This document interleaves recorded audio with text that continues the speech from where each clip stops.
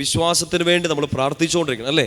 വിശ്വാസം വർദ്ധിക്കാൻ വേണ്ടി നമ്മൾ പ്രാർത്ഥിക്കണം. ഇപ്പം നമുക്ക് വിശ്വാസമുണ്ട്, ആ വിശ്വാസം പോരാ, അതിനേക്കാൾ ഉയർന്നൊരു ലെവലിൽ എനിക്ക് വേണ്ടി എല്ലാം ചെയ്തു തരുന്ന ആ ദൈവത്തെ, ആ ദൈവത്തിൻ്റെ വാക്കിനെ കണ്ണും പൂട്ടി വിശ്വസിക്കാൻ നമ്മൾ തയ്യാറാവണം. പറഞ്ഞേ ഹല്ലേലൂയ. കാരണം നമ്മുടെ കയ്യിലുള്ള വിശുദ്ധ ഗ്രന്ഥത്തിലെ വചനങ്ങൾ എഴുത്തുകുത്തുകളല്ല, കുറച്ച് മഷി വെള്ളക്കടലാസിലേക്ക് പടർത്തിയതല്ല, ജീവനുള്ള ദൈവത്തിൻ്റെ വാക്കാണ്. ഹെബ്രായർ 4:12 കാണാതെ അറിയാം ആ വചനത്തിൻ്റെ പ്രത്യേകത. സജീവമാണ്, മൂർച്ചയേറിയതാണ്, ഊർജ്ജസ്വലമാണ്. എന്തൊക്കെയാണ് 3 കാര്യങ്ങൾ? ദൈവത്തിൻ്റെ വചനം സജീവമാണ്, ഊർജ്ജസ്വലമാണ്, മൂർച്ചയേറിയതാണ്. പറഞ്ഞേ ഹല്ലേലൂയ. ഇപ്പം നമ്മൾ ഒരു വചനം എടുത്ത് ഉപയോഗിക്കുമ്പോൾ, നമ്മൾ വായിക്കുമ്പോൾ, ഇപ്പം നമ്മുടെ ജീവിത സാഹചര്യങ്ങളൊക്കെ ചില വചനങ്ങൾ, ചിലപ്പോൾ ഭയം ഉണ്ടാകുമ്പോൾ, സങ്കടം ഉണ്ടാകുമ്പോൾ, രോഗപീഠകളിൽ, സഹനങ്ങളിലൊക്കെ നമ്മൾ ചില വചനങ്ങളൊക്കെ എടുത്ത് വായിക്കുമ്പോൾ, അത് പ്രാർത്ഥിക്കുമ്പോൾ ഇത് നടന്നു കഴിഞ്ഞു എന്ന വിശ്വാസത്തെ വേണം പ്രാർത്ഥിക്കാൻ. പറഞ്ഞേ ഹല്ലേലൂയ. അല്പവിശ്വാസത്തോടെയുള്ള പ്രാർത്ഥന വിശ്വാസം ഇല്ലാതെ പ്രാർത്ഥിക്കുന്നതിന് തുല്യമാണ്, പ്രാർത്ഥിക്കാതിരിക്കുന്നതിന് തുല്യമാണ്. അല്പവിശ്വാസത്തോടെ ഇത് നടക്കുമോ, നടന്നാൽ കൊള്ളാമായിരുന്നു എന്നൊക്കെ പറഞ്ഞ് നമ്മൾ പ്രാർത്ഥിക്കരുത്. ഈശോയിൽ ഒരു കംപ്ലീറ്റ് ട്രസ്റ്റ്. നിങ്ങൾ ആഗ്രഹിക്കണം, പ്രാർത്ഥിക്കണം, പരിശുദ്ധാത്മാവിനോട് ഇതിങ്ങനെ ചോദിച്ചുകൊണ്ടിരിക്കണം. ഈശോയിൽ ഒരു കംപ്ലീറ്റ് ട്രസ്റ്റ്. ഈശോ എനിക്ക് വേണ്ടി എല്ലാം ചെയ്തോളും എന്നുള്ള വിശുദ്ധിയിൽ ഞാൻ ജീവിച്ചാൽ, നിഷ്കളങ്കതയോടുകൂടി ഞാൻ ജീവിച്ചാൽ, എനിക്ക് വേണ്ടി എൻ്റെ ദൈവം എല്ലാം നന്നായിട്ട് ചെയ്തോളുമെന്ന് ഉറപ്പായും വിശ്വസിക്കുക. പറഞ്ഞേ ഹല്ലേലൂയ. സങ്കീർത്തനം 37 എടുക്കാവോ? 37-ാമത്തെ സങ്കീർത്തനം, അതിൻ്റെ 5-ാമത്തെ വാക്യം. നിങ്ങൾ വായിച്ച ഒരു വചനഭാഗമാണ് 37-ാം സങ്കീർത്തനം, അതിൻ്റെ 5-ാമത്തെ വാക്യം. നിന്റെ ജീവിതം കർത്താവിനെ ഭരമേൽപ്പിക്കുക, കർത്താവിൽ വിശ്വാസം അർപ്പിക്കുക, അവിടുന്ന് നോക്കിക്കൊള്ളും. അതൊരു ആശ്വാസമല്ല, അതൊരു വിശ്വാസമാണ്. കർത്താവ് നോക്കിക്കൊള്ളും എന്നോർത്തൊരു ആശ്വാസമല്ല, കർത്താവ് നോക്കിക്കൊള്ളും എന്നുള്ള ഒരു വിശ്വാസം, ഒരു ഉറപ്പാണ്, ഒരു ട്രസ്റ്റാണ്. ഒരിക്കൽ കൂടി ഉറക്കെ നല്ല ബോധ്യത്തോടെ വായിച്ചേ. നിന്റെ ജീവിതം കർത്താവിന് ഭരമേൽപ്പിക്കുക, കർത്താവിൽ വിശ്വാസം അർപ്പിക്കുക, അവിടുന്ന് നോക്കിക്കൊള്ളും. 2 കാര്യങ്ങൾ അവിടെ പറയുന്നുണ്ട്. ഒന്ന്, കർത്താവിൽ വിശ്വസിക്കുക. 2, ജീവിതം കർത്താവിനെ ഭരമേൽപ്പിക്കുക. നിങ്ങളുടെ ഏറ്റവും പ്രഷ്യസായ, നമ്മുടെ ജീവിതത്തിൽ ഏറ്റവും പ്രഷ്യസ് എന്താണ്? പറയൂ. നിങ്ങളുടെ ജീവിതത്തിൽ ഏറ്റവും വില കൂടിയത് എന്താണ്? ഈശോ എന്നൊന്നും പറയല്ല, നിങ്ങളെ ഞാൻ ഇടിക്കും.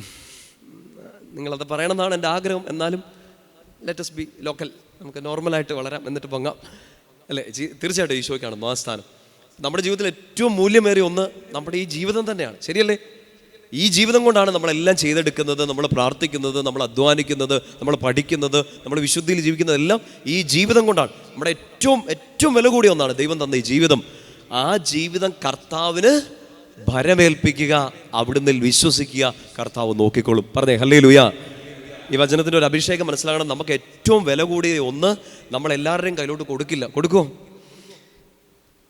അങ്ങനെ ഇല്ല. നമ്മൾ അത്രയും ട്രസ്റ്റ് ചെയ്യുന്ന ഒരാളുടെ അടുത്ത് നമ്മൾ കൊടുക്കണം. ജീവിതത്തിലെ വലിയൊരു രഹസ്യം നിങ്ങളത് എല്ലാവരോടും പറയുമോ? ഇല്ല. നിങ്ങളുടെ ജീവിതത്തിലെ ഏറ്റവും വലിയൊരു രഹസ്യം നിങ്ങൾ എല്ലാവരോടും പറയില്ല. നിങ്ങൾ അത്രയും ട്രസ്റ്റ് ചെയ്യുന്ന ഒരാളെ, ചുമ്മാ വിശ്വസിക്കുകയല്ല, അത്രയും ട്രസ്റ്റ് ചെയ്യുന്ന ഒരാളിലേക്ക് നിങ്ങളുടെ ജീവിതത്തിൻ്റെ വലിയൊരു രഹസ്യം നിങ്ങൾ പറഞ്ഞു കൊടുക്കുകയുള്ളൂ. നമ്മളെല്ലാവർക്കും എല്ലാം പറഞ്ഞു കൊടുക്കില്ല. സ്വന്തം ചോരയിൽ പിറന്ന മക്കൾക്ക് പോലും പറഞ്ഞു കൊടുക്കില്ല.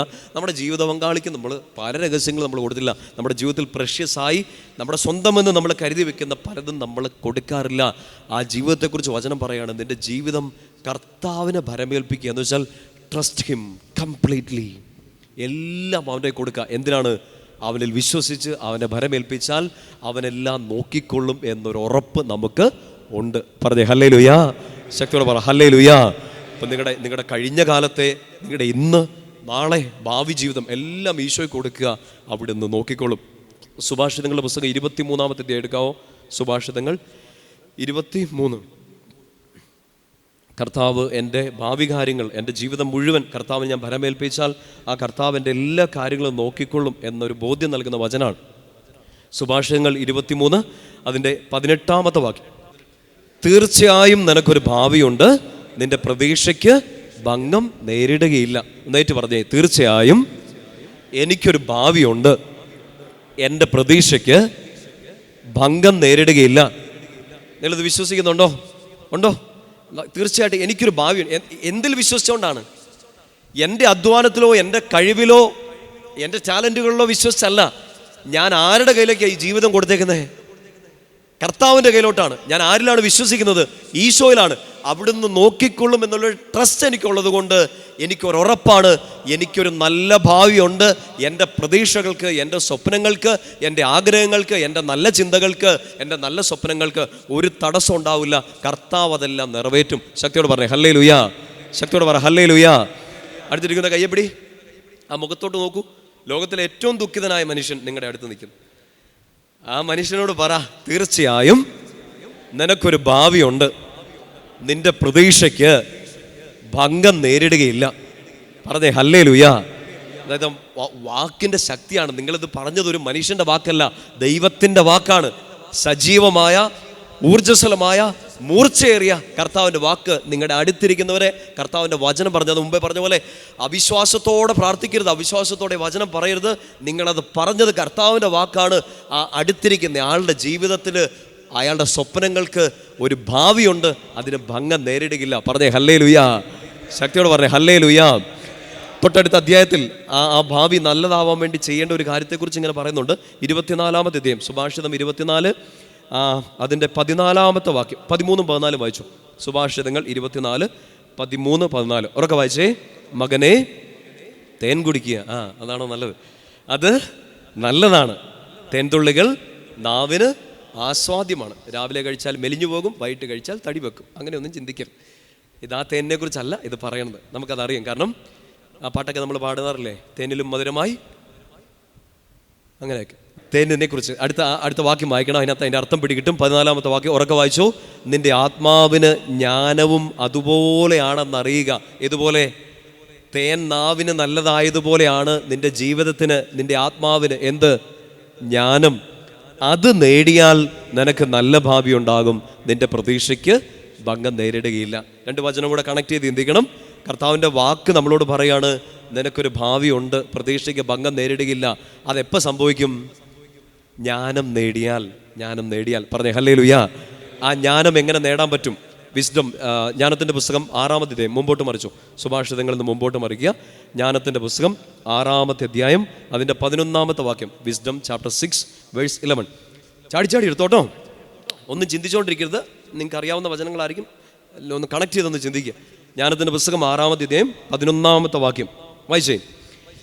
എൻ്റെ വചനങ്ങളിൽ അഭിലാഷമർപ്പിക്കുവിൻ, അവയോട് തീവ്ര അഭിനിവേശം കാണിക്കുവിൻ, നിങ്ങൾക്ക് ജ്ഞാനം ലഭിക്കും. ഭാവി നന്നായിരിക്കണം നമുക്ക് ആഗ്രഹമുണ്ട്. നമ്മൾ സ്വപ്നം കാണുന്ന രീതിയിൽ ജീവിതം നല്ലപോലെ അനുഗ്രഹമായി തീരണമെന്ന് ആഗ്രഹമുണ്ട്. നമ്മുടെ മക്കളുടെ ജീവിതം, നമ്മുടെ കുടുംബത്തിൻ്റെ എല്ലാ ഭാവിയും നന്നായിട്ടിരിക്കണമെന്ന് ആഗ്രഹമുണ്ട്. അതെങ്ങനെ സംഭവിക്കുന്ന പറയുക? ജ്ഞാനം നേടുക. ജ്ഞാനം നേടുന്നത് എവിടെ വെച്ചാണ്? ഈശോയുടെ വചനത്തിൽ, ദൈവവചനത്തിൽ. ചുമ്മാ വായിച്ചാൽ പോരാ, തീവ്ര അഭിനിവേശം. തീവ്ര അഭിനിവേശം, ഒരു ലോക്കൽ മലയാളത്തിൽ പറഞ്ഞാൽ ആർത്തിയോടുകൂടി വചനം വായിക്കുക. പറഞ്ഞേ ഹല്ലേലൂയാ. ശക്തിയോട് പറഞ്ഞേ ഹല്ലേലൂയാ. എല്ലാ ദിവസവും വചനം വായിക്കുന്നവരെന്ന് കരുതുകയെ. എല്ലാ ദിവസവും സുവിശേഷപ്പെട്ടിയല്ല, സുവിശേഷപ്പെട്ടിക്കാരെല്ലാം ഞാൻ ഇടിക്കും. അതൊക്കെ താത്തി വെക്കും. ബൈബിള് കയ്യിലെടുത്ത് വായിക്കാറുള്ളവർ എല്ലാ ദിവസവും. Yes, very good. ശക്തിയോട് പറഞ്ഞേ ഹല്ലേലൂയാ. ഒരു ദിവസം എന്തോരം വായിക്കും? ഇച്ചിരി കുറച്ച് ആണോ? ഒരു ദിവസം ഒരു വചനമെങ്കിലും വായിക്കാറുണ്ടല്ലോ. ചിലർ ഒരു അധ്യായമൊക്കെ വായിക്കുന്നു, ഒരു പേജ് വായിക്കുന്നു. ബൈബിൾ പൂർണ്ണമായിട്ട് വായിച്ച് കംപ്ലീറ്റ് ചെയ്തിട്ടുള്ളവരെന്ന് കരുതിക്ക്. Very good. അങ്ങോട്ടും ഇങ്ങോട്ടൊക്കെ നോക്കിക്കോട്ടാ. അയ്യേ. ശക്തിയോട് പറഞ്ഞേ ഹല്ലേലൂയാ. സന്തോഷത്തോട് പറഞ്ഞേ ഹല്ലേലൂയാ. എപ്പോഴാണ് നിങ്ങൾ വായിക്കുന്നത്? ഈ എല്ലാ ദിവസവും വായിക്കുന്നവരൊക്കെയാണല്ലോ. വായിച്ചിട്ട് ജ്ഞാനം കിട്ടാറുണ്ടോ? ജ്ഞാനം കിട്ടേണ്ട ഒരു സമയത്തെക്കുറിച്ച് ബൈബിളിൽ പറയുന്നുണ്ട്. അതായത് ബൈബിൾ വായിക്കുമ്പോൾ വിശുദ്ധ ഗ്രന്ഥത്തിലെ കുറേ കാര്യങ്ങളെക്കുറിച്ചുള്ള അറിവ് മാത്രമല്ല, ജ്ഞാനം ലഭിക്കണമെങ്കിൽ ഒരു പർട്ടിക്കുലർ സമയത്ത് ബൈബിൾ വായിക്കണം. എപ്പോഴാ? അങ്ങനെയൊക്കെ ഉണ്ട്. രാവിലെ ആണോ? ജ്ഞാനത്തിൻ്റെ പുസ്തകം 6-ാമത്തെ അധ്യായം, അതിൻ്റെ 13-ാമത്തെ വാക്യം വായിച്ചേ. 13, 14 വായിച്ചേ. തന്നെ അഭിലഷിക്കുന്നവർക്ക് വെളിപ്പെടാൻ അവൾ തിടുക്കം കൂട്ടുന്നു. 14 ഉറക്കെ വായിച്ചു. പ്രഭാതത്തിൽ ഉണർന്ന് അവളെ തേടുന്നവർ പ്രയാസം കൂടാതെ അവളെ കണ്ടുമുട്ടും. അതായത് വചനം വായിക്കുമ്പോൾ ജ്ഞാനം കിട്ടാൻ വചനം തന്നെ നമ്മളോട് പറഞ്ഞത്, വിശുദ്ധ ഗ്രന്ഥം തന്നെ നമുക്ക് പറഞ്ഞു തരുന്ന സീക്രട്ടാണ്. അതിരാവിലെ ഉണർന്ന് എന്ത് ചെയ്യുക? വചനം വായിക്കുക. പറഞ്ഞേ ഹല്ലേലൂയാ. രാവിലെ എഴുന്നേറ്റ് നിങ്ങൾ വചനമാണോ വായിക്കുന്നതോ വാട്സപ്പിൽ അമ്മാവൻ്റെ സ്റ്റോറിയാണോ വായിക്കുന്നത്? വാട്സപ്പ് യൂണിവേഴ്സിറ്റിയിൽ ഇന്ന് എന്തൊക്കെ വന്നിട്ടുണ്ട്? ഫ്രൂട്ടിയിൽ മറ്റേ രക്തം കലർത്തിയോ ഇങ്ങനത്തെ വാർത്തകളൊക്കെയാണോ നിങ്ങൾ കാണുന്നത്? ഇന്ന് ഗുഡ് മോർണിംഗ് അയച്ചില്ല, അപ്പുറത്തെ ആൾക്ക് ചെമ്പരത്തിപ്പൂവാണ് കിട്ടിയത്, എനിക്ക് റോസാപ്പൂവാണ് കിട്ടിയത്, വൈ വൈ വൈ. ഇങ്ങനത്തെ വാർത്തകളൊക്കെയാണോ രാവിലെ വായിക്കുന്നത്? അതിരാവിലെ ഉണർന്ന് കർത്താവിൻ്റെ വചനത്തിൽ അഭിലാഷം അർപ്പിക്കുക, അതിനോട് തീവ്ര അഭിനിവേശം കാണിക്കുക. അതിരാവിലെ ഉണർന്ന് വചനം വായിച്ചാൽ ബുദ്ധിമുട്ട് കൂടാതെ ജ്ഞാനം നിങ്ങളെ തേടി എത്തും. പറഞ്ഞേ ഹല്ലേലൂയ. നമുക്കൊരു വലിയ പ്രണയമാണ് ആരോട്? ഈശോയോട്, ഈശോയുടെ വചനത്തോട്. ആ വാക്കിങ്ങനെയാണ്, എൻ്റെ വചനത്തോട് തീവ്ര അഭിനിവേശം കാണിക്കുക, വലിയ ആർത്തിയോടുകൂടി വായിക്കുക. എന്ന് വെച്ചാൽ നമ്മളെ സ്നേഹിക്കുന്ന ഒരാൾ, നമ്മളൊരു സ്നേഹം കിട്ടാൻ വേണ്ടി ആഗ്രഹിക്കുന്ന ഒരാളോട് എന്തോരം കാര്യങ്ങൾ സംസാരിച്ചിരിക്കാൻ ആഗ്രഹിക്കും, ശരിയല്ലേ? ഇല്ലെങ്കിൽ അവർ പറയുന്നത് കേട്ടിരിക്കാൻ ആഗ്രഹിക്കും. അങ്ങനെയെങ്കിൽ നമ്മുടെ ഏറ്റവും വലിയ പ്രണയമായ, നമ്മുടെ ഏറ്റവും വലിയ സ്നേഹമായ, നമുക്ക് ഈ ജീവിതവും ജീവനും ആയുസ്സും എല്ലാം തന്ന നമ്മുടെ സർവശക്തനായ ഈശോയോടുള്ള സ്നേഹം നമുക്ക് പ്രകടിപ്പിക്കാനുള്ള ഏറ്റവും നല്ല വഴി വചനം വായിച്ചുകൊണ്ടിരിക്കുക.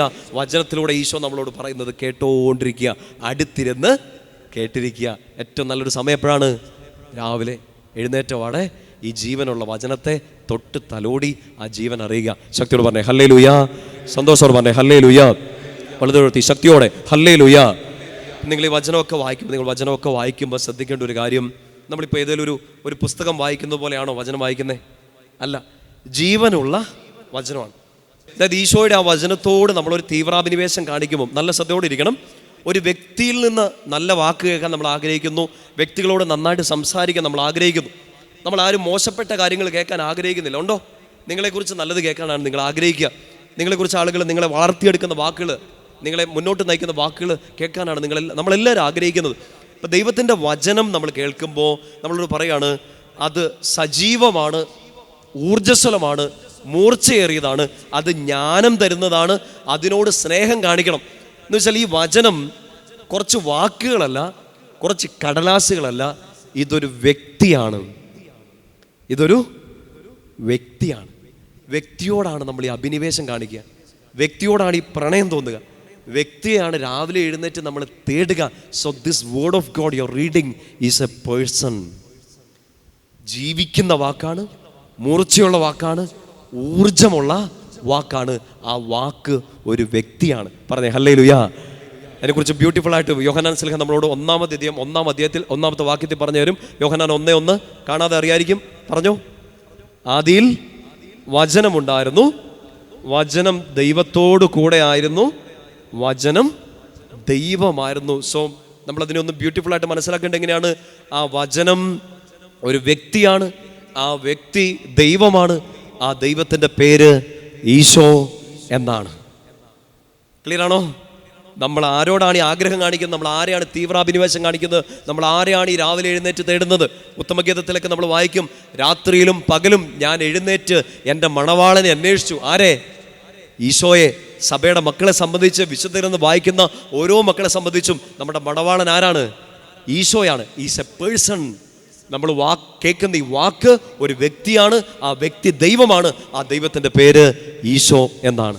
ശക്തി പറഞ്ഞേ ഹല്ലേലൂയ. ആ ജീവന്റെ വചനം ഈ ഭൂമിയിൽ ജീവിക്കാൻ ആവശ്യമായത് മാത്രമല്ല, നിത്യജീവന്റെ വചനവും തരാൻ ഈ വ്യക്തിക്ക്, ഈ ദൈവത്തിന്, ഈശോയ്ക്ക് മാത്രമേ പറ്റൂ. മനുഷ്യരുടെ വാക്കുകൾ നമ്മളെ ചിലപ്പോൾ തളർത്തിക്കളയാം, മനുഷ്യരുടെ വാക്കുകൾ കുറച്ചു നേരത്തേക്ക് നമ്മളെ നേരെ നിർത്താം. പക്ഷേ ദൈവത്തിൻ്റെ വാക്ക് ജീവൻ തരുന്നതാണ്. ആ ജീവൻ നമ്മളിൽ നിന്ന് എടുത്തു മാറ്റാൻ ആർക്ക് സാധിക്കുകയില്ല. ശക്തിയോട് പറഞ്ഞേ ഹല്ലേലൂയ. യോഹന്നാന്റെ സുവിശേഷം 6-ാം അധ്യായം അതിൻ്റെ 68-ാമത്തെ വാക്യം. യോഹന്നാൻ 6:68. പത്രോസ് ശ്ലീഹ വലിയൊരു കാര്യം ഈശോയോട് മറുപടിയായിട്ട് പറയാണ്. യോഹന്നാൻ 6:68. ഉറക്കെ വായിച്ചേ. ഉറക്കത്തിൽ വായിക്കാതെ ഉറക്കെ വായിക്കും. ശിമയോൻ പത്രോസ് മറുപടി പറഞ്ഞു, കർത്താവേ, ഞങ്ങൾ ആരുടെ അടുത്തേക്ക് പോകും? നിത്യജീവന്റെ വചനങ്ങൾ നിന്റെ പക്കലുണ്ടല്ലോ. ഇപ്പം ഈശോയുടെ അടുത്തുള്ള വാക്ക് എന്താണ്? അച്ഛൻ്റെ കയ്യിലുള്ള വാക്ക് എന്തൊക്കെയാണ്? ഇച്ചിരി അങ്ങനത്തെയൊക്കെ വാക്കുകളൊക്കെ എൻ്റെ കയ്യിലുള്ളൂ. ഈശോയുടെ വാക്ക് നമ്മുടെ അടുത്തിരിക്കുന്നവരുടെ കയ്യിലുള്ള വാക്കുകളും അത്രയൊക്കെ ഉള്ളൂ. ജീവൻ പകരാൻ പറ്റുന്ന വാക്കുകളൊന്നും നമ്മുടെ പ്രിയപ്പെട്ടവരുടെ അടുത്തില്ല. നമ്മളെ കൗൺസിൽ ചെയ്യുന്നവരുടെ അടുത്തോ, നമുക്ക് വേണ്ടി പ്രാർത്ഥിക്കുന്നവരുടെ അടുത്തോ, നമ്മളോട് വചനം പങ്കുവെച്ച് തരുന്നവരുടെ അടുത്തോ, നമുക്ക് ഗൈഡൻസ് തരുന്നവരുടെ അടുത്തോ ഉള്ള വാക്കുകളൊക്കെ ലിമിറ്റഡാണ്. ഈശോയുടെ അടുത്തുള്ള വാക്ക് നിത്യജീവൻ തരുന്നതാണ്. അങ്ങയുടെ പക്കൽ നിന്ന് ഞങ്ങൾ എങ്ങോട്ട് പോകും? നിത്യജീവന്റെ വചനങ്ങൾ അങ്ങയുടെ പക്കൽ ഉണ്ടല്ലോ. പറഞ്ഞേ ഹല്ലേലൂയ. ശക്തിയോട് പറഞ്ഞേ ഹല്ലേലൂയ. യോഹന്നാന്റെ സുവിശേഷം 1-ാമത്തെ അധ്യായത്തിലേക്കും തിരിച്ചു വന്നേ. 1-ാമത്തെ അധ്യായം അതിൻ്റെ 14-ാമത്തെ വാക്യം. യോഹന്നാൻ 1:14 ഉറക്കെ വായിക്കാം. വചനം മാംസമായി നമ്മുടെ ഇടയിൽ വസിച്ചു, അവൻ്റെ മഹത്വം നമ്മൾ ദർശിച്ചു, കൃപയും സത്യവും നിറഞ്ഞതും പിതാവിൻ്റെ ഏകജാതൻ്റേതുമായ മഹത്വം. ശ്രദ്ധിക്കണം, നമ്മൾ ആ ജ്ഞാനത്തെക്കുറിച്ച് വചനത്തെക്കുറിച്ച് പറയാണ്. ആ വചനത്തോടൊരു സ്നേഹം തോന്നുന്നു. ആ വചനം ഒരു വ്യക്തിയാണ്, ആ വ്യക്തി ദൈവമാണ്. ആ ദൈവത്തിൻ്റെ പേര് ഈശോ എന്നാണ്. ആ വാക്ക് മാംസം ധരിച്ചു നമ്മുടെ ഇടയിൽ വസിച്ചു. അപ്പം നമ്മൾ ഈ വായിക്കുന്ന വചനം, നമ്മുടെ കയ്യിൽ നമ്മൾ എടുത്തു പിടിക്കുന്ന ഈ വിശുദ്ധ ഗ്രന്ഥം ഒരു കുഞ്ഞു പുസ്തകമല്ല. ഇതാരാണ്? ഈശോയാണ്. ഇത് വായന നിർത്തരുത്. ഇത് വായിക്കാണ്ട്, അതാണ് ഞാൻ മുമ്പേ നിങ്ങളോട് പറഞ്ഞ്, അടുത്തിരിക്കുന്നവരെ നാണത്തോടെ നോക്കണം. വായിക്കാത്തവരെയൊക്കെ ക്രിസ്ത്യാനി എന്ന ലേബലും അടിച്ച് നമ്മൾ നടക്കണം. പക്ഷേ ഈശോയുടെ പിന്നാലെ നടക്കണം എന്നൊക്കെ നമ്മൾ പറയുന്നു. പക്ഷേ ഇയാളെ തൊട്ടിട്ടില്ല, ഇയാളെ നോക്കിയിട്ടില്ല, ഇയാളുടെ സ്നേഹം അറിഞ്ഞിട്ടില്ല. സ്നേഹം അറിയണമെങ്കിൽ വാക്ക് കേൾക്കണം, സ്നേഹം അറിയണമെങ്കിൽ വാക്ക് കേൾക്കണം. സഭയെന്നും ഈശോയുടെ തിരുശരീര രക്തങ്ങളെ എന്ന പോലെ തന്നെ ഈശോയുടെ ഈ തിരുവചനത്തെയും ആദരിക്കുന്നു. ഈശോയുടെ തിരുവചനത്തെയും ആദരിക്കുന്നു. ഞാൻ കഴിഞ്ഞ വർഷം തിരുവനന്തപുരത്ത് പട്ടം കത്തീഡ്രൽ പള്ളിയിൽ ഇങ്ങനെ 31-ാമത്തെ ആണെന്നാണ് എൻ്റെ ഓർമ്മ, മലങ്കര കാത്തലിക് കൺവെൻഷൻ നടത്തുന്ന സമയത്ത് എൻ്റെ അവസാനത്തെ ദിവസം അവിടുത്തെ സിൽവാനോസ് പിതാവ് അദ്ദേഹം ഇങ്ങനെ ബൈബിൾ അപ്പോസ്തോലേറ്റിൻ്റെ വലിയൊരു ഹെഡാണെന്നാണ് എൻ്റെ ഓർമ്മ. സിൽവാനോസ് പിതാവ് ഇങ്ങനെ ഒരു പ്രൈവറ്റ് കോൺവെർസേഷനിൽ ഇങ്ങനെ പറഞ്ഞു, അച്ഛാ, നമ്മൾ ജനത്തിൻ്റെ കയ്യിൽ വിശുദ്ധ കുർബാന കൊടുത്തു വിടാറില്ല. അതെന്നാന്ന് അറിയാമെന്ന് ചോദിച്ചു. നിങ്ങൾ ചിന്തിച്ചിട്ടുണ്ടോ? നല്ലതല്ലേ? നിങ്ങളുടെ വീട്ടിലേക്ക് വിശുദ്ധ കുർബാന തന്നു വിട്ടാൽ നല്ലതല്ലേ? ജീവിക്കുന്ന ദൈവത്തിൻ്റെ ഏറ്റവും ശക്തമായ സാന്നിധ്യം നമ്മൾ അനുഭവിച്ചറിയുന്ന സമയമാണ് വിശുദ്ധ കുർബാനയുടെ സമയം. ആ തിരുവോസ്തിയിൽ ഈശോയെ നമ്മൾ കാണുകയാണ്. അത് വീട്ടിലോട്ട് കൊണ്ടുവന്നത് നല്ലതല്ലേ? പറയൂ. ഈശോ വീട്ടിൽ വരുന്നത് നല്ലതാണ് അല്ലേ? നല്ലതാണ്. തന്നുവിടാറുണ്ടോ? ഇല്ല. സങ്കടപ്പെടണ്ട.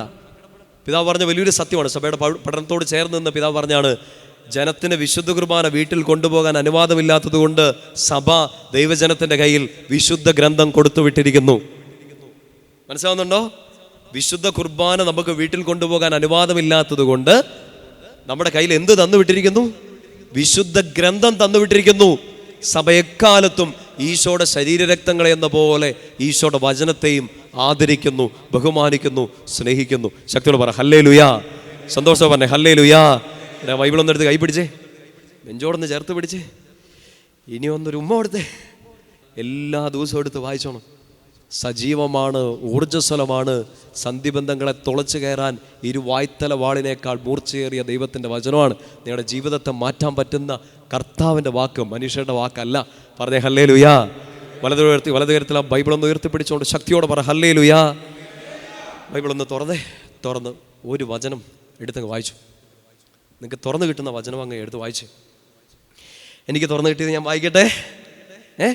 യെശയ്യാ പ്രവാചകന്റെ പുസ്തകം 49-ാമത്തെ അധ്യായം അതിൻ്റെ 5-ാമത്തെ വാക്യം ഇങ്ങനെയാണ്: യാക്കോബിനെ തിരികെ കൊണ്ടുവരാനും ഇസ്രായേലിനെ തൻ്റെ അടുക്കൽ ഒന്നിച്ചു ചേർക്കാനും ഗർഭത്തിൽ വെച്ച് എന്നെ തൻ്റെ ദാസനായി രൂപപ്പെടുത്തിയ കർത്താവ് അരുളി ചെയ്യുന്നു. എന്തെന്നാൽ കർത്താവ് എന്നെ ആദരിക്കുകയും എൻ്റെ ദൈവം എനിക്ക് ശക്തിയാവുകയും ചെയ്തിരിക്കുന്നു. പറഞ്ഞേ ഹല്ലേലൂയാ. നമ്മൾ പറഞ്ഞുകൊണ്ടിരിക്കുന്ന ഈ കാര്യമാണ് ജീവനുള്ള ദൈവത്തിൻ്റെ വാക്ക്. ഹെബ്രായർക്ക് എഴുതിയ ലേഖനം 4-ാമത്തെ അധ്യായത്തിലേക്ക് ഒന്ന് വന്നേ. നമ്മൾ ഈ വായിച്ചുകൊണ്ടിരിക്കുന്ന വചനം, നമ്മൾ സ്നേഹിക്കുന്ന ഈ വചനം, ദൈവത്തിൻ്റെ വാക്ക്, അതൊരു വ്യക്തിയാണ്, അതൊരു ദൈവമാണ്. അത് ദൈവമാണ്. ആ ദൈവത്തിൻ്റെ പേര് ഈശോ എന്നാണ്. ആ ഈശോ ജീവനുള്ള ദൈവമാണ്. എല്ലാം നമ്മളൊന്ന് കൺക്ലൂഡ് ചെയ്ത് മനസ്സിലാക്കുന്നു. ഹെബ്രായർക്ക് എഴുതിയ ലേഖനം 4-ാമത്തെ അധ്യായം അതിൻ്റെ 12-ാമത്തെ വാക്യം ഉറക്കെ വായിച്ചേ. ദൈവത്തിൻ്റെ വചനം സജീവവും ഊർജ്ജസ്വലവുമാണ്, ഇരുതല വാളിനേക്കാൾ മൂർച്ചയേറിയതും ചേതനയിലും ആത്മാവിലും സന്ധിബന്ധങ്ങളിലും മജ്ജയിലും തുളച്ചു കയറി ഹൃദയത്തിൻ്റെ വിചാരങ്ങളെയും നിയോഗങ്ങളെയും വിവേചിക്കുന്നതുമാണ്. ഇപ്പം ജീവനുള്ള ദൈവത്തിൻ്റെ വാക്കിൻ്റെ പ്രത്യേകതയാണ്. തൊട്ടടുത്ത വാക്യം 13, അവൻ്റെ മുൻപിൽ ഒരു സൃഷ്ടിയും മറഞ്ഞിരിക്കില്ല. നിങ്ങളത് ഒരു സിമ്പിൾ ലോജിക്കൽ മനസ്സിലാക്കിയാൽ മതി. ദൈവത്തിൻ്റെ വചനത്തെക്കുറിച്ച് പറഞ്ഞിട്ട് അടുത്ത സ്റ്റേറ്റ്മെൻറ്റ് പറയാണ് അവൻ്റെ മുമ്പിൽ. നമ്മൾ ഇത്രയും നേരം ചിന്തിച്ചതൊന്ന് കണക്ട് ചെയ്യാൻ പറ്റൂലേ? ദൈവത്തിൻ്റെ വചനം എന്ന് പറഞ്ഞത് ഒരു വാക്ക്, ഒരു കടലാസ് കഷ്ണം, കുറച്ച് മഷിത്തുണ്ടുകളല്ല. അതൊരു പേഴ്സണാണ്, അതൊരു വ്യക്തിയാണ്. ദൈവത്തിൻ്റെ വചനം സജീവം ഊർജ്ജസ്വലം, അവൻ്റെ മുമ്പിൽ ഒരു സൃഷ്ടിയും മറഞ്ഞിരിക്കില്ല. ഈശോയെക്കുറിച്ചാണ്. കിട്ടുന്നുണ്ടോ? അതായത് നമ്മൾ ഈ ബൈബിള് വായിക്കുമ്പോൾ ശരിക്കും പറഞ്ഞാൽ നമ്മളോട് ആരാ സംസാരിക്കുന്നത്? ഈശോയാണ്. ഉറക്കെ പറ, ആരാണ് സംസാരിക്കണേ? ഈശോയാണ്. സോ നമ്മൾ ആഗ്രഹിക്കുന്നില്ല നമുക്കൊരു എൻകൗണ്ടർ ഉണ്ടാകണം, ഈശോയെ കാണണം. ശരിക്കും എന്തോ ഒരു അവസരങ്ങളാണ്. എല്ലാ പ്രഭാതത്തിലും ഈശോയെ കാണാൻ നമുക്ക് പറ്റുന്നുണ്ട്. വിശുദ്ധ ബലി അർപ്പിച്ച് പ്രാർത്ഥിക്കാൻ, ഇനി ബലിയർപ്പിക്കാൻ പോകാൻ പറ്റാത്ത ദിവസങ്ങളുണ്ടെങ്കിൽ, ചില സാഹചര്യങ്ങളിൽ പോകാൻ പറ്റാത്ത ദിവസങ്ങളുണ്ടെങ്കിൽ, നിങ്ങളുടെ കയ്യിൽ ഈ വിശുദ്ധ ഗ്രന്ഥമുണ്ട്. അതിലൂടെ എല്ലാ ദിവസവും ഡെയിലി എൻകൗണ്ടർ, ഈശോയെ നേരിട്ട് എല്ലാ ദിവസവും കാണാനും കേൾക്കാനും നമുക്ക് പറ്റും. പറഞ്ഞേ ഹല്ലേലൂയ. നമ്മൾ ഈ വചന ശുശ്രൂഷ ആരംഭിച്ച് ഇന്നലെ വൈകുന്നേരം നമ്മൾ പറഞ്ഞിരുന്നു, വലിയൊരു ആഗ്രഹം നമ്മുടെ മുമ്പിലുണ്ടായിരിക്കണം. ഈശോയെ കാണണം, ഈശോയെ കേൾക്കണം. ആസ് എ പേഴ്സൺ, ജീവിക്കുന്ന ദൈവമായിട്ട്, ഒരു വ്യക്തിയായിട്ട് നമുക്ക് കാണാൻ പറ്റണം. ശരിക്കും അത് എവിടെയാണ് നമുക്ക് ഒരു മുന്നാസ്വാദനം പോലെ ശരിക്കും സംഭവിക്കുന്ന എവിടെയാണ്? വചനം വായിക്കുന്ന സമയത്ത്. പ്രിയപ്പെട്ട സൗരങ്ങളെ, നമുക്കറിയാം ഈശോയെ കണ്ടുമുട്ടിയാൽ പിന്നെ ജീവിതം പഴയതുപോലെയല്ല. നിങ്ങൾ അംഗീകരിക്കുന്നുണ്ടോ? ഈശോയെ കണ്ടുമുട്ടിയ ഒരാൾക്ക് പിന്നെ പഴയ പോലെ പറ്റില്ല. അയാൾക്കൊരു ഒരു പാസ്റ്റൊക്കെ ഉണ്ടാവും, പക്ഷേ ആ പാസ്റ്റിനെ കുറിച്ചൊന്നും ചിന്തിച്ചിരിക്കാൻ സമയമില്ല. ഇപ്പം നമ്മളെല്ലാവരും നമ്മുടെ ജീവിതത്തിൽ കണ്ടു, നമ്മൾ ധ്യാനം കൂടി കഴിഞ്ഞ് ഒരു 2 ദിവസത്തേക്ക് നമ്മളൊരു പുതിയ വ്യക്തിയായിട്ട് മാറും. ശരിയല്ലേ? 2 ദിവസത്തേക്കെന്നുള്ളത് അറിഞ്ഞുകൊണ്ട് പറഞ്ഞാൽ അത് 3-ാം ദിവസം ചിലപ്പോൾ ഡിം എന്ന് പറഞ്ഞിട്ട് താഴോട്ട് പോകും. പക്ഷേ ദർ ഈസ് എ ചേഞ്ച്. സത്യമാണോ? നിങ്ങൾ ഇന്നലെ ഇവിടെ വന്നതുപോലെ അല്ല ഇപ്പം ഇരിക്കണം. ഒരു മാറ്റം എന്തായാലും, ഒരു സ്പാർക്ക് ഈശോയുടെ, ഒരു തീപ്പൊള്ളൽ ഈശോടത് നമുക്ക് കിട്ടിയിട്ടുണ്ട്. അതായത് വചനം കേൾക്കുമ്പോൾ, ഈശോയുടെ വാക്ക് കേൾക്കുമ്പോൾ ഈശോ തന്നെ നമ്മൾക്കൊരു പ്രസൻസ് തരികയാണ്, ഒരു എൻകൗണ്ടർ ഉണ്ടാകുന്നുണ്ട്. ഒരിക്കൽ ഈശോയെ കണ്ടുമുട്ടിയാൽ നമുക്ക് പഴയതുപോലെ ആകാൻ പറ്റില്ല. അതുകൊണ്ടാണ് പലർക്കും ഇന്ന് വിശ്വാസം ഏറ്റുപറയാൻ ഒരു മടി, വിശ്വാസം ഇല്ലെന്ന് പറയാൻ ധൈര്യം. ഒരു മതത്തിലും വിശ്വസിക്കുന്നില്ല, ദൈവത്തിൽ വിശ്വസിക്കുന്നില്ല എന്ന് പറഞ്ഞ് ഈ തണ്ട് കാണിക്കുന്നതിൻ്റെ പിന്നിലെല്ലാം ഇങ്ങനൊരു രഹസ്യം കൂടെ കിടപ്പുണ്ട്. പുസ്തകം വായിച്ച് നിരീശ്വരവാദം തലയ്ക്ക് പിടിച്ചൊന്നുമല്ല. കഠിനമായ പാപങ്ങളിലൂടെ കടന്നു പോകുന്നു, ആ പാപങ്ങളെ ഇഷ്ടപ്പെടുന്നു, അതിനെ താലോലിക്കുന്നു, അതിനോട് നോ പറയാൻ ഇഷ്ടമില്ല. ഈശോയെ കണ്ടുമുട്ടിയാൽ ഇതിനോടെല്ലാം നോ പറയേണ്ടി വരും, പുതിയൊരു വ്യക്തിയാവേണ്ടി വരും. എൻ്റെ സുഖങ്ങൾ, എൻ്റെ പാപങ്ങളെല്ലാം ഞാൻ ഉപേക്ഷിക്കേണ്ടി വരും. അതുകൊണ്ട് ഈശോയോട് നോ പറയാന്നുള്ളതാണ്. വചനം വായിക്കാതിരിക്കുകയാണ്, ധ്യാനിക്കാതിരിക്കുകയാണ്. അതുകൊണ്ട് എളുപ്പത്തിൽ വിശ്വാസമില്ല, ദൈവമില്ല എന്നൊക്കെ പറഞ്ഞൊരു വലിയ തലമുറ നമ്മുടെ മുമ്പിൽ വളർന്നു വരുന്നുണ്ട്. പുസ്തകം വായിച്ചിട്ടല്ല. നിങ്ങളുടെ മുമ്പിൽ അങ്ങനെ തർക്കവുമായിട്ട് വരുന്ന ആളുകളുടെ മുമ്പിലോട്ട് ഈ റിച്ചാർഡ് ഡോക്കിൻസിൻ്റെ ഗോഡ് ഡെല്യൂഷൻ വായിച്ചിട്ടുണ്ടോ എന്ന് ചോദിക്കുക, ഒരൊറ്റ പേജ് പോലും വായിച്ചിട്ടുണ്ടാവില്ല. ചുമ്മാ അവിടെ ഇവിടെയെല്ലാം കാക്കറി പൂക്കറി റീൽസും കണ്ടിട്ട് ബിസാസ് ഔട്ടപ്പാസൻ അല്ലേ എന്നൊക്കെ പറഞ്ഞിട്ട് വരുന്ന വെറും ഗ്രാസ് റൂട്ട് ലെവൽ മലയാളീകരിച്ചോ, വെറും ഗ്രാസ് റൂട്ട് ലെവൽ നിരീശ്വരവാദികൾ. വിശ്വാസം ഇല്ലാഞ്ഞിട്ടല്ല, വിശ്വസിച്ചാൽ, ഈശോയെ സ്നേഹിച്ചാൽ, വചനം വായിച്ചാൽ ഞാൻ ഈ പഴയതുപോലെ എനിക്ക് നടക്കാൻ പറ്റില്ലെന്ന് അറിയാവുന്നതുകൊണ്ട് അങ്ങനെ ഒരാൾ നമ്മുടെ വീട്ടിലുണ്ട് അല്ലേ.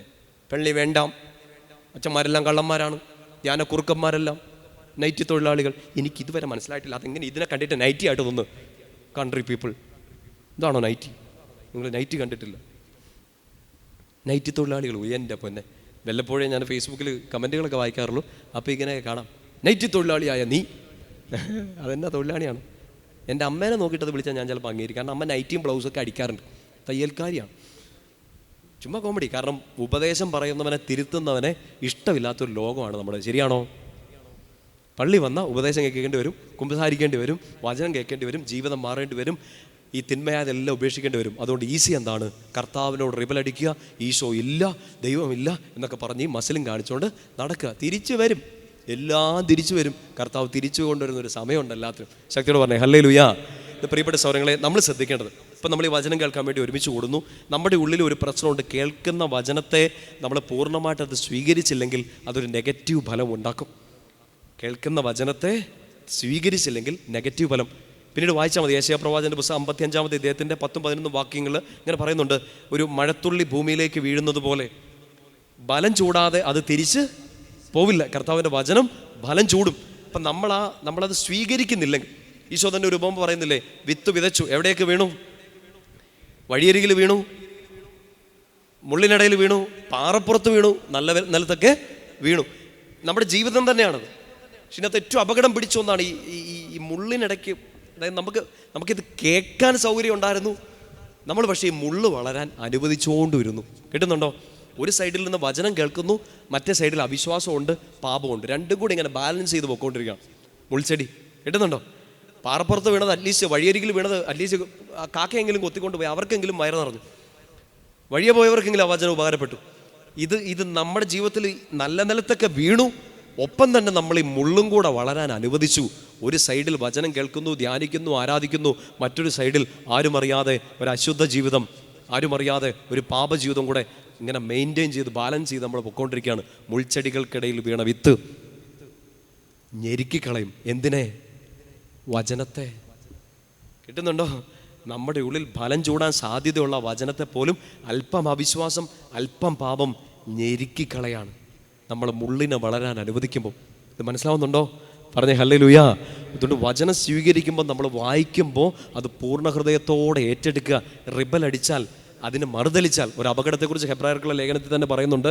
3-ാമത്തെ അധ്യായം, ഹെബ്രായർക്കുള്ള ലേഖനം 3-ാമത്തെ അധ്യായം, അതിൻ്റെ 7-8 വാക്യങ്ങൾ ഉറക്കെ വായിച്ചേ. ഹെബ്രായർ 3:7-8 വായിക്കാമോ? പരിശുദ്ധാത്മാവ് പറയുന്നത് പോലെ ഇന്ന് നിങ്ങൾ അവിടുത്തെ സ്വരം ശ്രവിക്കുമ്പോൾ മരുഭൂമിയിലെ പരീക്ഷണ കാലത്തുണ്ടായ പ്രകോപനത്തിൽ എന്നതുപോലെ നിങ്ങളുടെ ഹൃദയം കഠിനമാക്കരുത്. നമ്മളിപ്പോൾ ഈ ധ്യാനമൊക്കെ കൂടുന്നു, നമ്മൾ ഒത്തിരി ധ്യാനങ്ങൾ, ഒത്തിരി വചനങ്ങളൊക്കെ കേൾക്കുന്നു. നമുക്ക് പറ്റുന്ന ഒരു അപകടമാണ് ഈ ഹൃദയം കഠിനമായി പോയിക്കൊണ്ടിരിക്കുകയാണ്. ഒത്തിരി കേട്ടു, ഒന്നും ബലം ചൂടുന്നില്ല. ചില ആളുകളൊക്കെ ഇങ്ങനെ ഇവിടെ പറയാറുണ്ട്, നിങ്ങളും കേട്ടിട്ടുണ്ടാവും. പണ്ട് ആ അച്ഛൻ്റെ ടോക്ക് ഞാൻ ഒത്തിരി കേൾക്കാറുണ്ടായിരുന്നു, ഇപ്പം കേൾക്കാറില്ല. പണ്ട് ആ സിസ്റ്ററിൻ്റെ ഞാൻ കേൾക്കാറുണ്ടെന്ന്, ഇപ്പം കേൾക്കാറില്ല. പണ്ട് ആ ധ്യാനേന്ദ്രത്തിൽ പ്രാർത്ഥിക്കാൻ പോകുന്നത്, ഇപ്പം പോകാറില്ല. എന്നെ പറ്റിയ അച്ഛൻ പറഞ്ഞ, സിസ്റ്റർ പറഞ്ഞ, ഉപദേശി പറഞ്ഞ വചനത്തിന് മാറ്റമൊന്നുമില്ല. ജീവനുള്ള ദൈവത്തിൻ്റെ വാക്ക് തന്നെയാണ്. ആ ധ്യാനകേന്ദ്രത്തിലെ ശുശ്രൂഷകൾ ഇപ്പോഴും അവിടെ തുടരുന്നുണ്ട്. എന്നെ പറ്റിയത് എൻ്റെ ഹൃദയം കഠിനമായി. ഇങ്ങനെ കേട്ട് ഫലം ചൂടുന്നില്ല. ഫലം ചൂടുന്നില്ലെങ്കിൽ ആ വിത്ത് വെറുതെയായിപ്പോയി. പിടികിട്ടുന്നുണ്ടോ? നിങ്ങൾ 1000 വചനങ്ങൾ കാണാപ്പാടം പഠിച്ചിട്ടുണ്ടാകാം. നിങ്ങൾ ഈ ബൈബിൾ മുഴുവനായിട്ട് പകർത്തി എഴുതിയിട്ടുണ്ടാകാം. നിങ്ങൾ നല്ലൊരു സുവിശേഷ പ്രഘോഷകനായിരിക്കാം. പക്ഷെ നിങ്ങളീ പറയുന്ന, നിങ്ങളീ വായിക്കുന്ന, നിങ്ങൾ എഴുതുന്ന വചനം ഫലം ചൂടുന്നില്ലെങ്കിൽ അത് നെഗറ്റീവ് ഇഫക്റ്റ് ഉണ്ടാക്കും. പറഞ്ഞേ ഹല്ലേലൂയ. അവസാനം കേട്ട് ആത്മാവ് തഴമ്പിച്ച അവസ്ഥ, ഒരു വചനം പോലും ഉള്ളിലോട്ട് കയറാത്ത അവസ്ഥയിലോട്ട് വരും. ഇതൊരു അപകടമാണ്. ആത്മീയതയിൽ പറ്റിപ്പോകുന്ന ഒരു അപകടം. ഒരു കാലത്ത് നല്ല ശുശ്രൂഷ ചെയ്ത് നടന്നവർ, ഒരു കാലത്ത് വചനമെടുത്ത് നടന്നവർ, പിന്നീട് വചനത്തിന് ജസ്റ്റ് ഓപ്പോസിറ്റായ ജീവിതങ്ങളിലേക്ക് പോകാൻ, ദുരുപദേശം നടത്തിക്കൊണ്ടും മോശമായ ജീവിതം നയിച്ചുകൊണ്ടും ഹൃദയം കഠിനമായി പോയി. കൊടും പാപികളായി പോയതുകൊണ്ടല്ല, വചനം കേട്ട് അതിന് ഫലം ചൂടാൻ അനുവദിക്കാതെ ആ നിലം ഇങ്ങനെ ഉറച്ചൊറച്ച് ഫലം ചൂടാൻ പറ്റാത്ത, വിത്ത് മുള പൊട്ടാൻ പറ്റാത്ത രീതിയിൽ അടിഞ്ഞടിഞ്ഞു പോയി. ഫലം ചൂടുന്നില്ല. പറഞ്ഞേ ഹല്ലേലൂയാ. ശക്തിയോട് പറഞ്ഞേ ഹല്ലേലൂയാ. ഇവിടെയാണ് ആത്മാവിൻ്റെ വലിയൊരു അഭിഷേകത്തിന് വേണ്ടി നമ്മൾ പ്രാർത്ഥിക്കേണ്ടത്. എൻ്റെ ഉള്ളിലേക്ക് ഈശോ ചൊരിയുന്ന ഓരോ വചനത്തിൻ്റെ മേലും പരിശുദ്ധാത്മാവെ അങ്ങയുടെ ജീവജലത്തിൻ്റെ അരുവി ഒഴുക്കി ജീവനില്ലാത്തതിനെല്ലാം ജീവൻ കൊടുക്കണമേ, വാടിപ്പോയതിനെല്ലാം നനയ്ക്കണമേ, മരിച്ചു കിടക്കുന്നതിനെല്ലാം. ഒത്തിരി വചനം കേട്ടിങ്ങനെ ചത്ത് കിടക്കാൻ ജീവൻ പ്രാപിക്കണം. വചനം ജീവൻ പ്രാപിക്കണം. ശക്തിയോട് പറഞ്ഞേ ഹല്ലേലൂയാ. ശക്തിയോട് പറഞ്ഞേ ഹല്ലേലൂയാ. 81-ാം സങ്കീർത്തനം, അതിൻ്റെ 5 മുതലുള്ള വാക്യങ്ങൾ ഒന്ന് ഒരുമിച്ച് വായിക്കാം. 5 മുതൽ ബൈബിൾ എടുത്ത് കൈപിടിച്ച് ഉറക്കെ. 81-ാമത്തെ സങ്കീർത്തനം 5 മുതൽ ഒരുമിച്ച് വായിക്കാം. ഈജിപ്തിലേക്ക് തിരിച്ചപ്പോൾ ജോസഫിനും അവിടുന്ന് ഈ നിയമം നൽകി. അപരിചിതമായൊരു ശബ്ദം ഞാൻ കേൾക്കുന്നു. ഞാൻ നിന്റെ തോളിൽ നിന്ന് ഭാരം ഇറക്കി വെച്ചു, നിന്റെ കൈകളെ കുട്ടയിൽ നിന്ന് വിടുവിച്ചു. കഷ്ടകാലത്ത് നീ വിളിച്ചപേക്ഷിച്ചു, ഞാൻ നിന്നെ മോചിപ്പിച്ചു. അദൃശ്യനായി ഇടിമുഴക്കത്തിലൂടെ നിനക്ക് ഉത്തരമരളി. മെറീബാ ജലാശയത്തിനരികെ വെച്ച് നിന്നെ ഞാൻ പരീക്ഷിച്ചു. അടുത്ത വാക്യം, 8-ാം വാക്യം ഉറക്കെ വായിക്കുക. എൻ്റെ ജനമേ, ഞാൻ മുന്നറിയിപ്പ് നൽകുമ്പോൾ ശ്രദ്ധിച്ച് കേൾക്കുക. ഇസ്രായേലേ, നീ എൻ്റെ വാക്ക് കേട്ടിരുന്നെങ്കിൽ. എന്നുവെച്ചാൽ കർത്താവിൻ്റെ വാക്കിനോട് ഒരു റിബൽ അടിക്കരുത്. കർത്താവ് സംസാരിക്കുമ്പോൾ അതിനെ ബ്ലോക്ക് ചെയ്ത് കളയരുത്. ഹെബ്രായർ 3 നമ്മളതാ വായിച്ചത്. പരീക്ഷണ കാലത്തുണ്ടായിരുന്നത് പോലെ കർത്താവിൻ്റെ വചനം കേൾക്കുമ്പോൾ ഹൃദയം കഠിനമാക്കരുത്, അത് കേൾക്കണം. പറഞ്ഞേ ഹല്ലേലൂയാ. ശക്തിയോടെ പറഞ്ഞേ ഹല്ലേലൂയാ. 9 മുതലുള്ള വാക്യങ്ങൾ, നിങ്ങളുടെ ഇടയിൽ അന്യ ദൈവം ഉണ്ടാവരുത്, ഒരന്യ ദൈവത്തെയും നീ വണങ്ങരുത്. ഈജിപ്ത് ദേശത്ത് നിന്നെ മോചിപ്പിച്ച ദൈവമായ കർത്താവ് ഞാനാണ്. നീ വായി തുറക്കുക, ഞാൻ നിനക്ക് ഭക്ഷിക്കാൻ നൽകാം. എന്തിനെക്കുറിച്ച് അത് പറയണേ? എന്തിനെക്കുറിച്ചായി ഭക്ഷിക്കുന്നതിനെ കുറിച്ച് പറയണേ? വചനം ഞാൻ നിനക്ക് നൽകാം. അടുത്ത വാക്യം 11, എന്നാൽ എൻ്റെ ജനം എൻ്റെ വാക്ക് കേട്ടില്ല, ഇസ്രായേൽ എന്നെ കൂട്ടാക്കിയില്ല. അതിനാൽ അവർ തന്നിഷ്ടപ്രകാരം നടക്കാൻ ഞാൻ അവരെ അവരുടെ ഹൃദയ കാഠിന്യത്തിന് വിട്ടുകൊടുത്തു. എൻ്റെ ജനം എൻ്റെ വാക്ക് കേട്ടിരുന്നെങ്കിൽ. പറഞ്ഞേ ഹല്ലേലൂയാ. അതായത് ചില സമയങ്ങളിൽ നമ്മളിങ്ങനെ വചനം കേട്ട് ഒരു മാനസാന്തരവും സംഭവിക്കാത്ത അവസ്ഥ. എന്നാ പറ്റിയത്? വചനം കേട്ടു, അത് വന്ന് വീണു, അത് വളരാൻ നമ്മൾ നിലമൊരുക്കി കൊടുക്കുന്നില്ല. നമ്മളൊരു വചനം കേട്ടു, ധ്യാനം കഴിഞ്ഞു, പോവാണ്.